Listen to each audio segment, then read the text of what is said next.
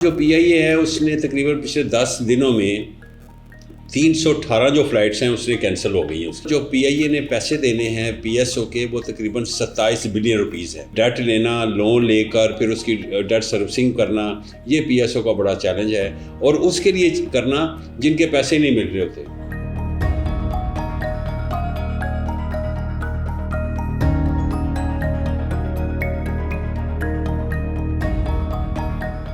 P S O بھی اور Pakistan international air line جو ہے، یہ دونوں پاکستان کے نیشنل فلیگ کیریئرز ہیں. جو ریونیو جنریٹ کرتا ہے ملک ٹوٹل 9.2 ٹریلین، تو اس میں سے جو میجر چنک ہے وہ آپ کا ڈیٹ سروسنگ میں چلا جائے تو پھر جو ہے آپ پی آئی اے کو آپ سبسڈی نہیں دے پاتے. اب پی آئی اے کو بھی یہ ادھار پہ جیٹ فیول دیتا رہے، یا دوسرے جو پاور سیکٹر کو بھی دیتا رہے، یا پھر جو ہے سوئی نادرن کو مفت ایل این جی دیتا رہے، یہ پاسبل نہیں رہا. تو ہوا یہ ہے کہ اس وقت جو پی آئی اے نے پیسے دینے ہیں پی ایس او کے وہ تقریباً 27 بلین روپیز ہے جو واجب الادا ہے. تو اوپر سے جو پی آئی اے ہے وہ تقریباً ڈیفالٹ ہو چکا ہوا ہے.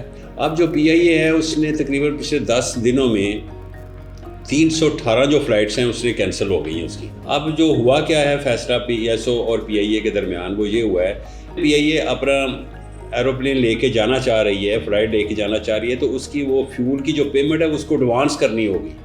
جس کی ایڈوانس پیمنٹ کرتے ہیں اس روٹ کے لیے ان کو فیول مہیا کر دیتا ہے پی ایس او. جو پے ایبلز ہیں وہ 27 بلین کے وہیں ہیں، وہ ابھی انہوں نے آف لوڈ نہیں کیے.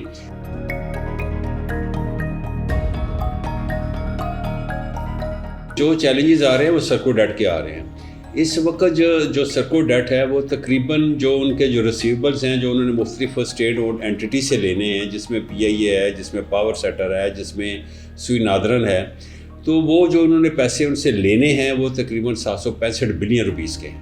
اور جو ان کی اپنی لائبلٹیز ہیں، جو انہوں نے ریفائنریز کو پیسے دینے ہیں، یا جو وہ ہمارے لیے قطر سے وہ ایل این جی امپورٹ کر کے لاتا ہے پی ایس او، یا وہ کویت پیٹرولیم سے وہ ڈیزل وغیرہ جو خریدتا ہے، اس کے جو ایل سیز جو کھولنی ہوتی ہیں اس کے لیے ان کو 141 بلین روپیز دینے ہیں، اور 60 بلین روپیز تقریباً انہوں نے ریفائنریز کو دینے ہیں. تو 202 بلین کی تو ان کی اپنی پے ایبلز ہیں اور جو لائبلٹیز ہیں. تو ٹوٹل اگر ہم پے ایبلز اور ریسیویبلز دیکھ لیں ان کے، تو تقریباً یہ 965 بلین روپیز کے بنتے ہیں. تو کیش فلو سچویشن پیدا ہو جاتی ہے. پھر آپ نے اپنے آپریشنس کو جاری کرنے کے لیے بینک سے بارو کرنا پڑتا ہے پی ایس او کو.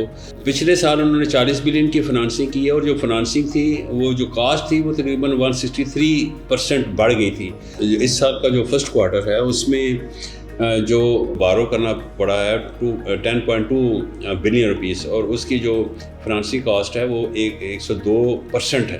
تو یہ جو ہے یہ جو ڈیٹ لینا، لون لے کر پھر اس کی ڈیٹ سروسنگ کرنا، یہ پی ایس او کا بڑا چیلنج ہے، اور اس کے لیے کرنا جن کے پیسے نہیں مل رہے ہوتے.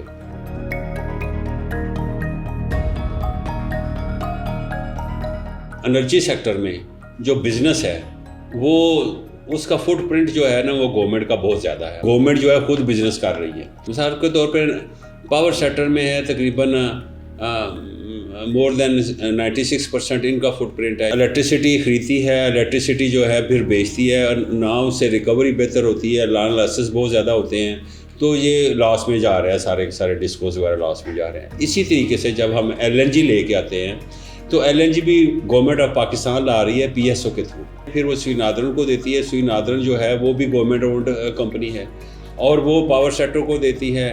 اور اسی طریقے سے وہ ڈومیسٹک سیکٹر میں بھی سردیوں میں ہم ایل این جی انجیکٹ کرتے ہیں، لاس میں جا رہا ہے سارے کا سارا، just because of the fact کہ گورنمنٹ انوالو ہے. اب ریفارمز کی جہاں تک بات ہے تو اس میں پرائیویٹ سیکٹر کو انکلوڈ کرنے کی اشد ضرورت ہے.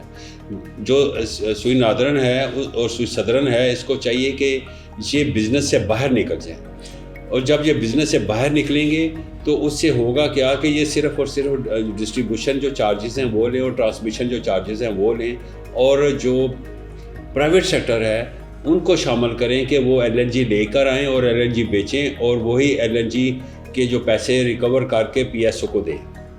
اور پی ایس او اس طریقے کے ساتھ پی ایس او کو بریدنگ سپیس ملے گا، ادروائز کوئی حل نہیں ہے.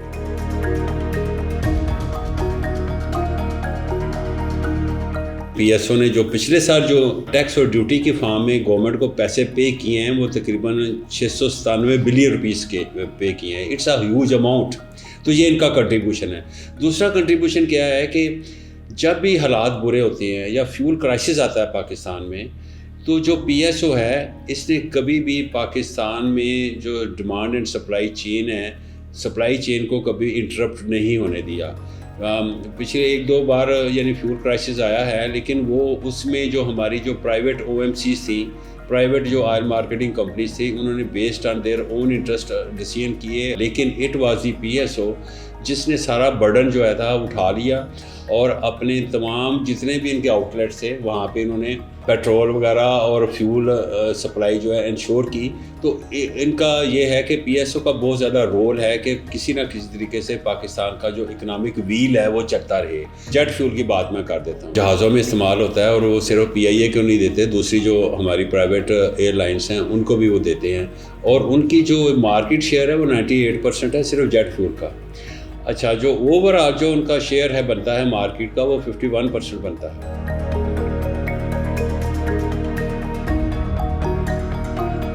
پاکستان کا سب سے بڑا مسئلہ جو ہے نا وہ ہیومن ریسورس ڈیفیسٹ ہے at all levels. At the top level بھی اگر آپ پرائم منسٹر صاحب ہیں تو پرائم منسٹر کے ساتھ جو سپورٹنگ سٹاف ہے ان کو آپ دیکھ لیں. جب آپ منسٹریل لیول پہ آتے ہیں تو منسٹری کا جو سپورٹنگ سٹاف ہے یا جو بیوروکریٹس کا جو لیول ہے وہ اس حد تک نہیں ہے کہ وہ صحیح معنوں میں ڈیسیژن میکنگ کر سکیں کیونکہ ان کو جو فیڈ کیا جاتا ہے ڈیٹا وہ اس ڈیٹا کی بیسس پہ وہ ڈیسیژن میکنگ کرتے ہیں. وہ بعد میں پتہ چلتا ہے کہ یہ جو ڈیٹا ہے یہ غلط ہے تو وہ ڈیسیژن میکنگ غلط ہوتی ہے. تو اس کی وجہ سے ہوا کیا ہے کہ پاکستان میں جو ہے گورننس بریک ڈاؤن ہو چکا ہوا ہے. جو ڈیولپڈ اکانومیز ہیں وہاں پہ ڈیٹا بیسڈ جو ہے نا وہ ڈیسیژنس میکنگ ہوتی ہے اور ڈیٹا پہ وہ کمپرومائز نہیں کرتے. ڈیٹا ان کا ان کمپرومائزڈ ہوتا ہے اور بالکل فاسڈ نہیں ہوتا. جب بھی کسی گورنمنٹ بنتی ہے تو اس کا جو فنانشل مینیجر ہوتا ہے یعنی فنانس منسٹر ہوتا ہے وہ خود کہتا ہے بیورو اسٹیٹسٹکس ڈویژن کو کہ مجھے یہ والا جو ہے نا GDP کا یہ فگر چاہیے. تو فاسٹ ڈیٹا کی بیسس پہ جب آپ اپنے ملک کی فاؤنڈیشنز کو بناتے ہیں اور اکنامک ڈیسیژنس کرنے لگتے ہیں تو اسی لیے اس کا امپیکٹ نہیں آ رہا ہوتا. Thank you for watching the full video. آپ میں سے بہت سے ایسے لوگ ہیں جنہوں نے شاید ہمارا YouTube چینل سبسکرائب نہیں کیا.